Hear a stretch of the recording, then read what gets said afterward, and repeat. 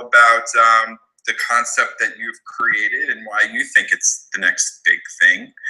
So that's basically what we're going to chat about today. Cool? Yes, that's perfectly cool. All right, so let's start with an introduction. First and last name, your age, city and state where you live, what you do for a living. Okay, wait a second. Hold on. I got too many screens open. And okay, so there you are. And I'm small on this screen. Is there a way I can make myself big in this screen? I don't think so, because I'm small on my side too. Got you. Okay, so I'm all right. I'm used to using Google Hangouts and being able to control what I see, but that's fine. I'll get used to it. Okay, so sorry, what was the question again? So yeah, just do an intro. First and last name, your age, city and state where you live, and what you do for a living. First and last name, age, state, and what I do for a living. City and state, and what you do. City and state. Okay, I'll try to get all of that in the correct order. Right. My name is Satek Ananda. I'm 39 years old. I live in Dallas, Texas. And of many things, I'm a personal trainer, group fitness instructor, and lifestyle guru. Perfect. That was awesome. You remembered. So let's get right into it. Let's talk about the workout concept that you've created. What's it called and what it's all about? The fitness methodology I've created is called BodyJuggling, and the newest aspect of it is called the BodyJuggling Bar. And it's basically yoga, tai chi, and acrobatics on a fitness ball with the use of a ballet bar. And you can see that's the little bar there right behind me. It came from my personal passion from yoga, which started because of a lifetime of fibromyalgia, chronic pain, not really knowing what it was, but knowing that yoga made me feel better. And yoga taught my body what stretching, what opening all the major joints would do for my posture and my energy on a daily basis. And then that led me to Tai Chi, which being a mover all my life, being an athlete, climbing everything, like monkey, I really enjoy movement. And so Tai Chi gave me the same type of opening, but through continuous movement, which I'd always been connected to, whether it was fitness, working out, soccer, rock climbing, skateboarding, whatever it was. And then when those two elements combined with the ball, and the only reason the ball came in was because my mom gave her big fitness ball to my son, who was 2 years old at the time, and the ball was like as big as him, so he couldn't actually do anything with it. So I would play with the ball with him. I balanced him and me on the ball, and I'd let him watch me balance. And I had a lot of fun playing with the ball. And having grown up traveling with the Ringling Brothers Circus, anything that you can play with for like 5 or 10 minutes can become an act, can become a performance piece. So I started developing it as a performance piece, and people, friends that were over would see a little bit and they'd say, wow, how did you learn that? So I would teach them a couple of moves, and they just kept saying, wow, this is a great workout. Ow, this hurts, man. I'm sore already. You should teach this as a class, man. You should make a DVD. So I started teaching at Gold's Gym, and I made a DVD and started certifying people all over the planet. And still I'm small enough to teach from this home studio here. This is where all the body juggling on the planet happens, except for a few of my certified instructors. But I've gotten to a point where I've met enough really, really intelligent collaborators that things are starting to happen on a bigger level now, business-wise.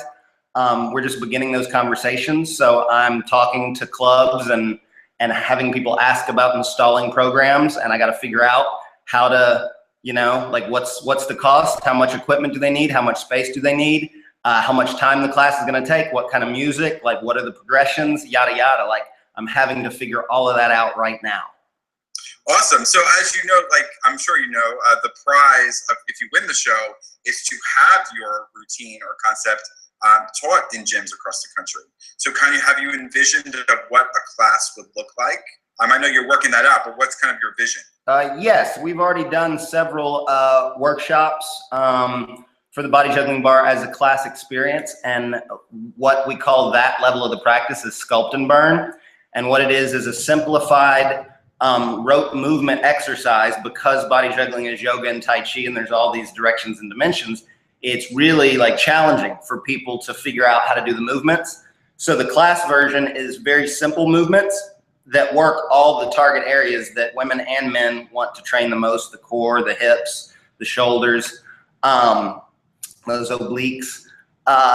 But anyone can approach it. You don't need an experience in dance. You don't need an athletic background to do the sculpt and burn stuff, because even the most challenging stuff is going to be from here to there, from here to there, right? Back and forth.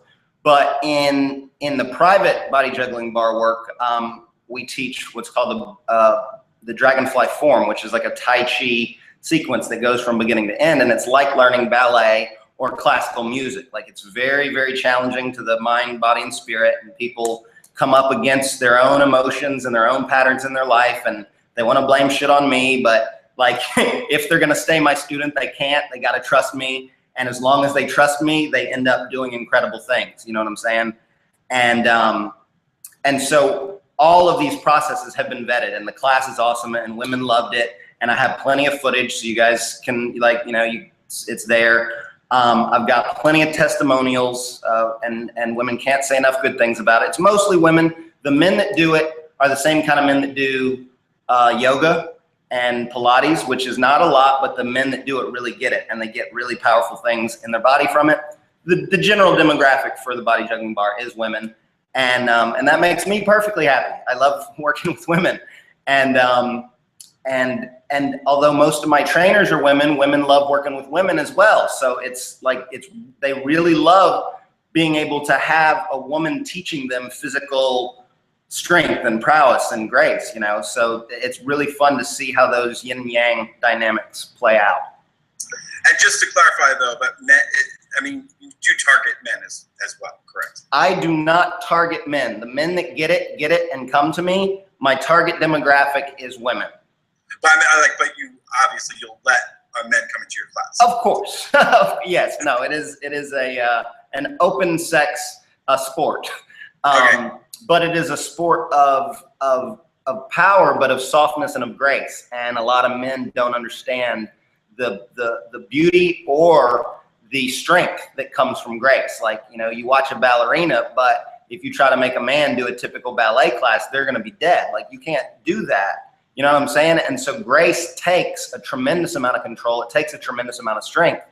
And most men don't get that. Women get it intuitively, because they all want to look like a ballerina. Like, they learned the power of grace and what physical beauty looks like at a young age. Men just want to knock shit over, And I have versions of the practice for that. Like, I teach a whole class on punching the ball against the wall. It's called rebound, and it's very, very yang energy. It's very masculine.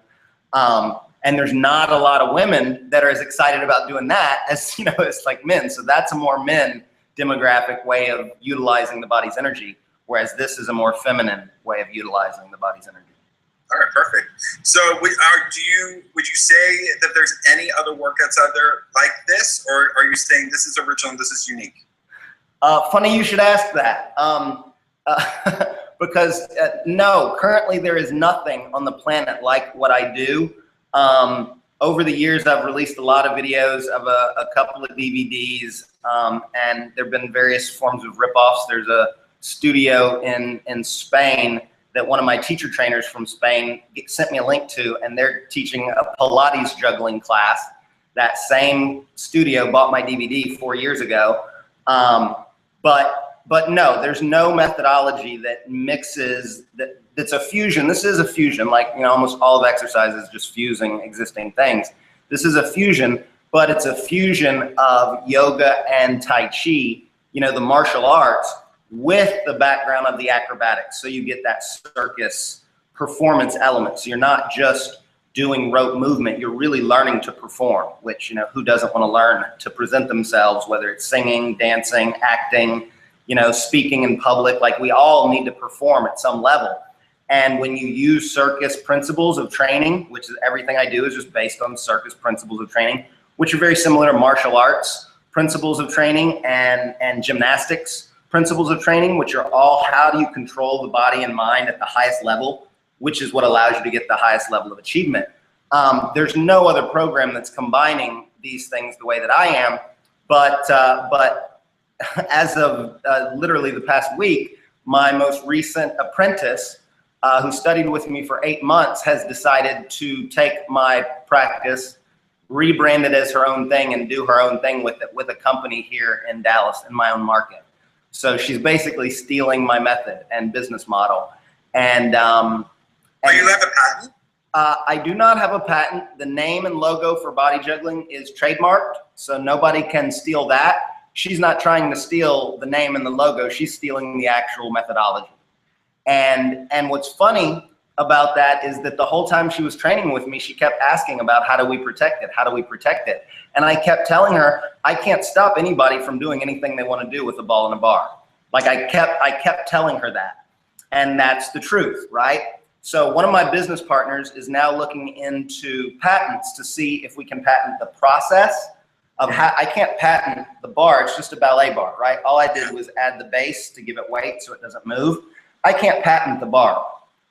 What he believes I can patent is the process, which is how I teach people balance, power, and flow through this. I have a bunch of systems of whatever, and he's looking into that. And I said, okay, good, that's fine.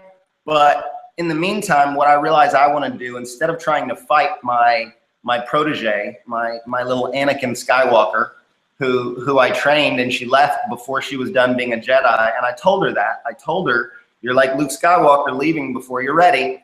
And the company that she brought to the table to me to say, here's a company that wants to support us and buy a bunch of bars and give you a 2,000 square foot room to train in. She's now doing business with that company without me and changing the name. And I don't know what she's changing the name to.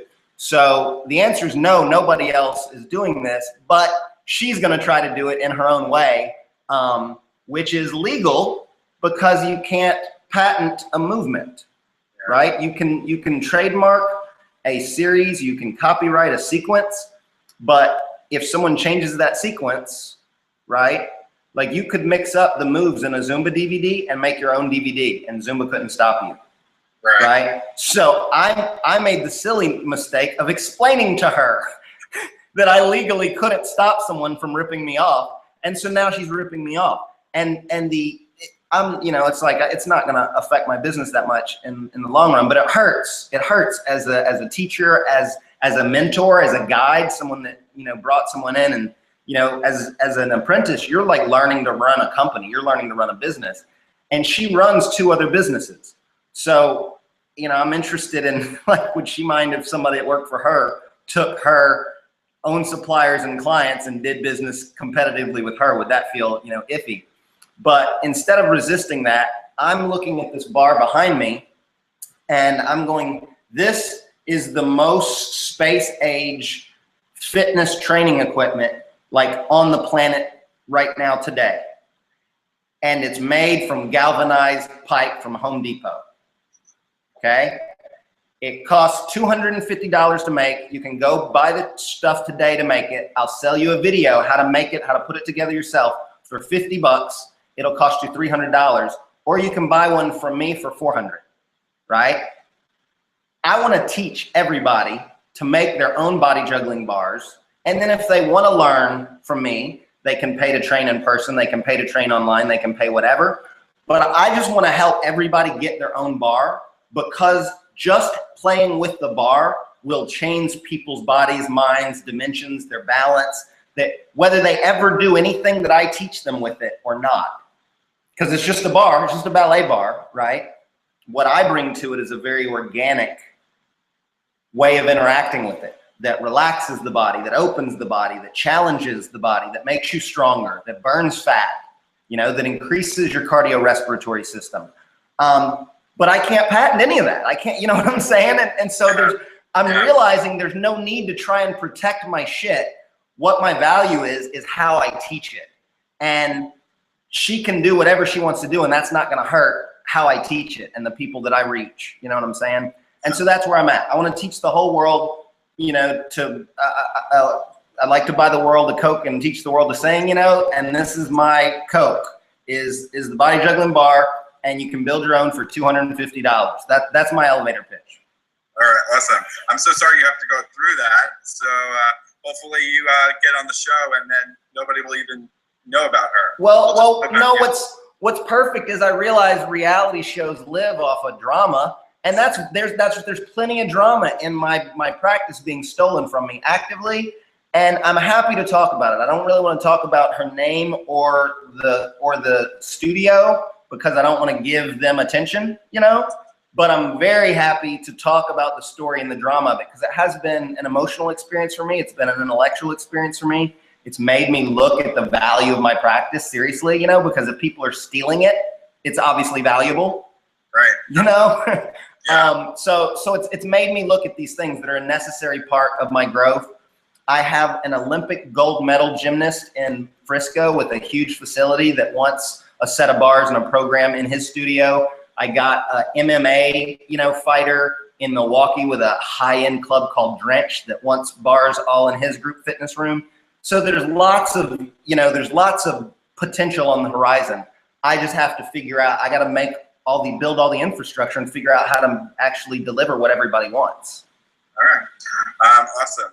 So let's talk about this. You know, because you know there are going to be people coming into this competition who are going to be pretty cocky and arrogant about their workout and why you know their workout is the best, right? And why it should be, you know, why you should do their workout above all others. Where do you kind of fall on the humility arrogance scale on yourself, and how does your workout compare? Like how would you sell me to do your workout as opposed to P90X or Taibo or something different? That's a very good question, and it's a very difficult idea to try and rate your own humility. You know, that's like pointing a mirror at a mirror or whatever. And I would have to say it depends on who you talk to, because a lot of people would tell you I'm really arrogant and cocky, but the people that know me know that I'm very, very humble.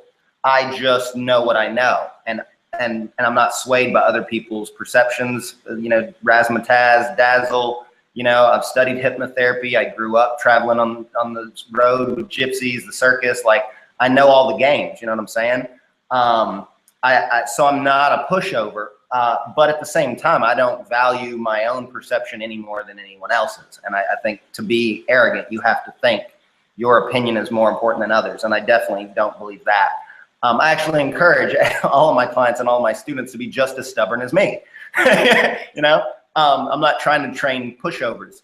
And then to address the question of like why somebody should do my thing as opposed to other people's thing, like nobody can tell you what to do, man. You know what I'm saying? Like, the only way to figure out what to do is what your body wants. And like, if you watch what I do and you're not interested, I got nothing else to say to you. You know what I'm saying? Like, if you see me do it and you're not interested, no words I can say to you are going to sell you on it. It's an art of movement, you know, and it's like trying to sell someone on taking your painting class with words. Like, no, show me your paintings. And when I see your paintings, wow, like, I want to come and take your class. So that's how I sell what I do, is just showing what I do.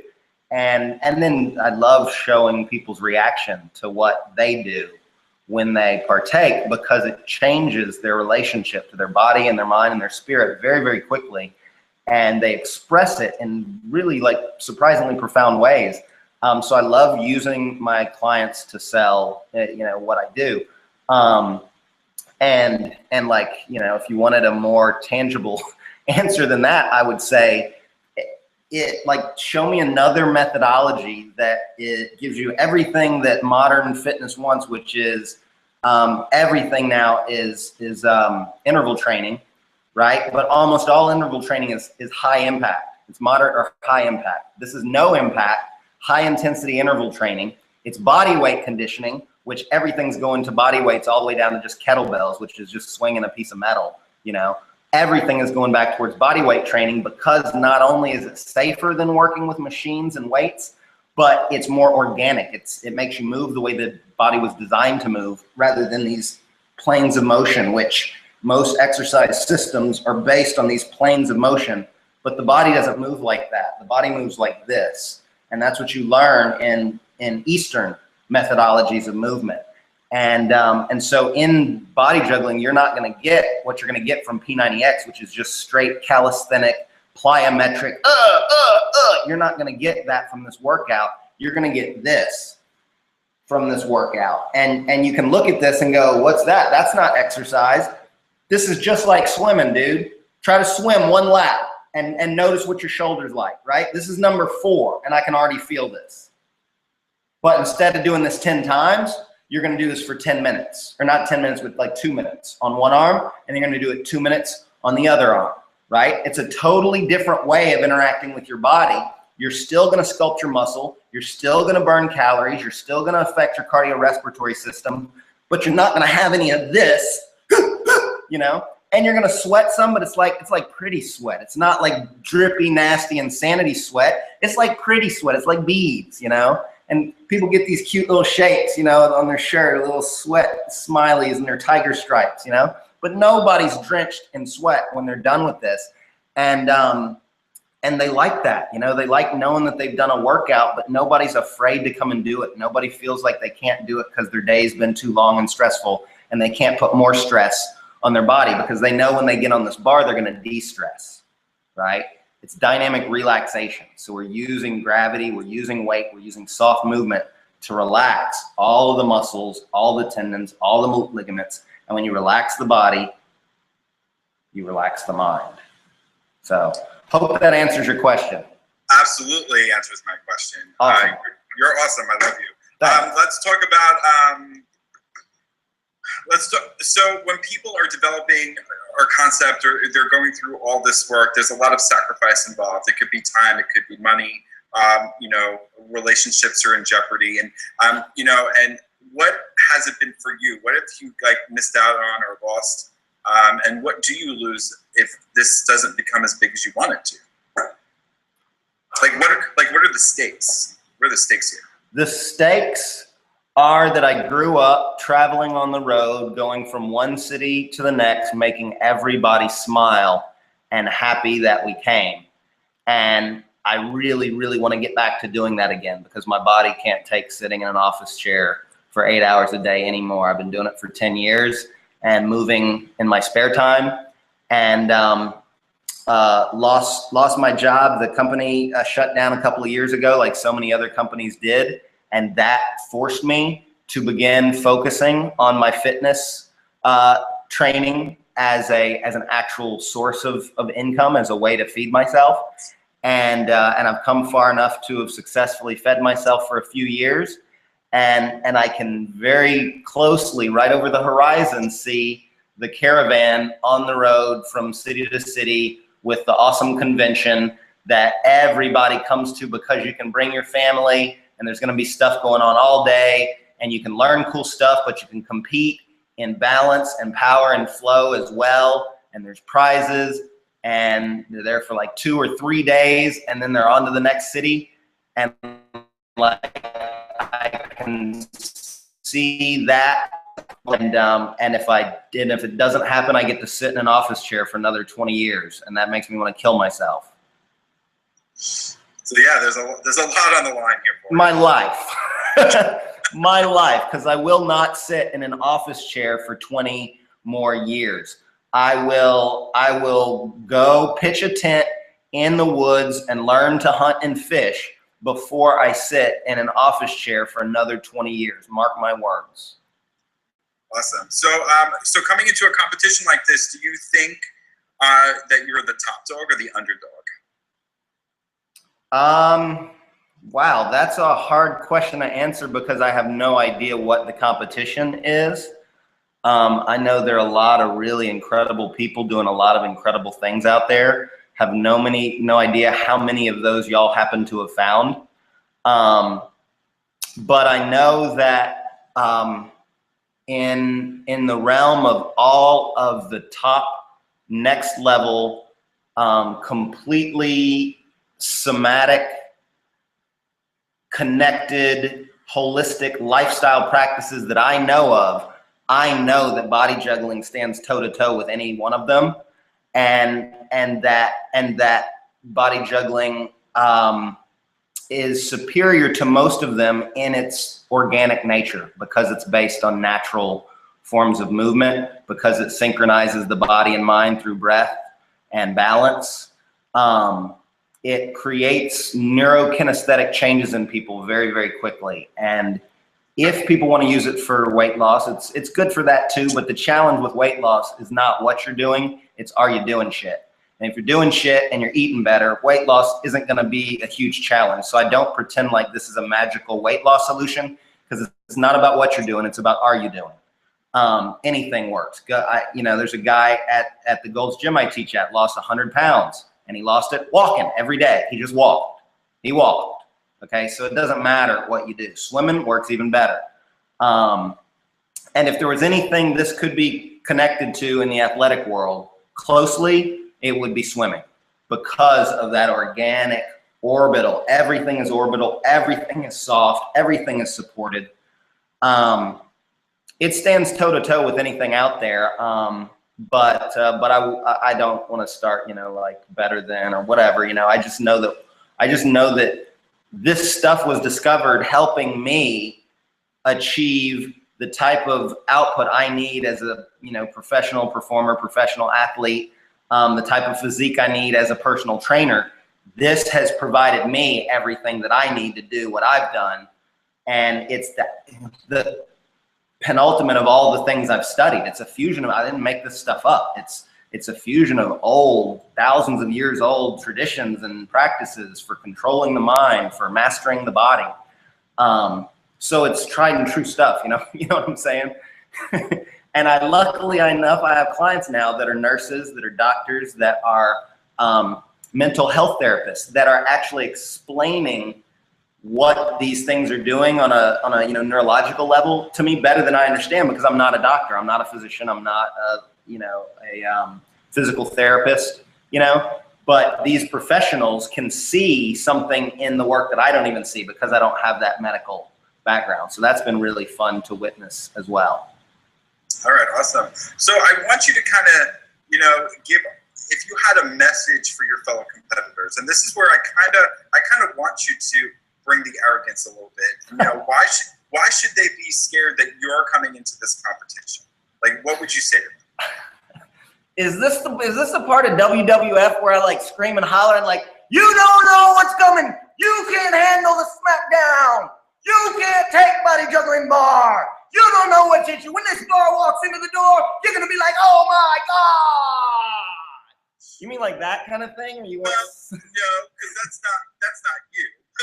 Right. I think that's you. But seriously, because everyone wants to come to this competition expecting, hoping, planning to win, right? Right.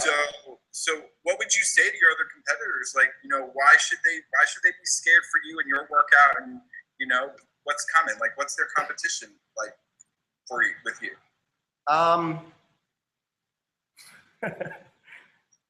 Okay, so to my other competitors on this wonderful Untitled fitness idea concept, I would like to say never be afraid of anything, because fear is stupid, and this is just a game, and somebody's going to win it, somebody's going to lose it, somebody else is going to have another opportunity to win something else at a later date. Try your best. I got really good stuff. I'm sure you do too. I look forward to doing your thing. I hope you try out my thing. And to all the judges and people that take part, just have fun and do the best you can, and know that every day you try is another day that you grew. That's awesome. That's as cocky as I can be, genuinely. Sorry. That's all right. That's awesome. You're fantastic. I have everything I need right now, and if we need anything else, we'll be in touch. But I think you have a great shot, and we'll definitely see what happens in the next couple of weeks. Awesome. So Michelle said that it's shooting November and December? Yes, if you are selected, the filming is taking place mid-November to December, till right before Christmas. That's really quick. Yes. So you guys are like scrambling for last minute additions, or trying to fill out a catalog of having enough to do the game you want to do? Yeah, it's pretty much just getting finding the best stories, the best workouts, and just kind of see what we come up with. So yeah. Awesome.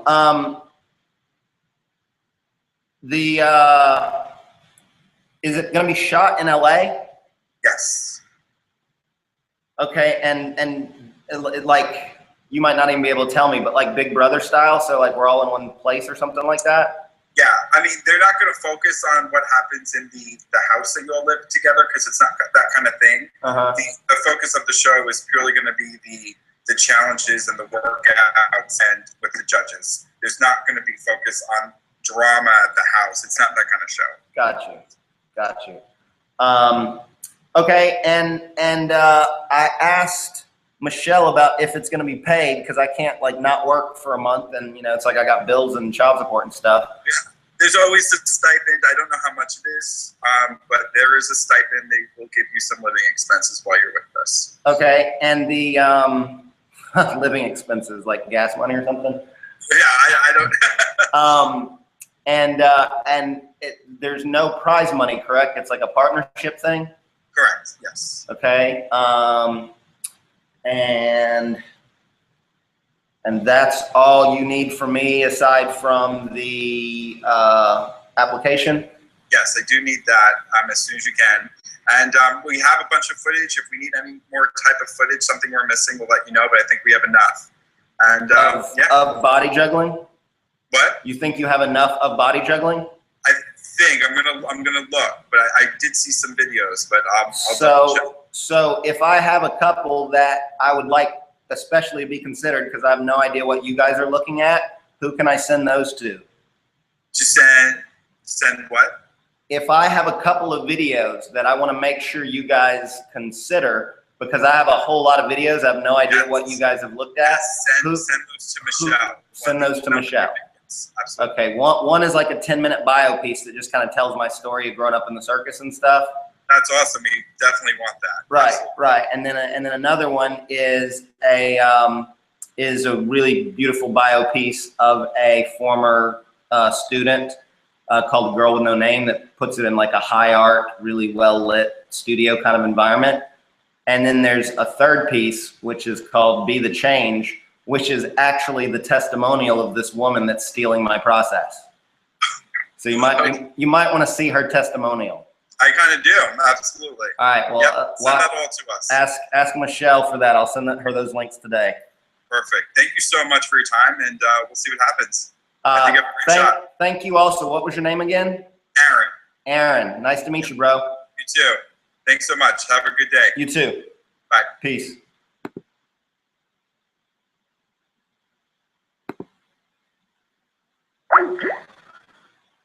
Okay, so assuming this is still recording, I just finished my audition with Untitled fitness reality show, and probably have no right to do what I did secretively, but I just, you know, who gives a shit?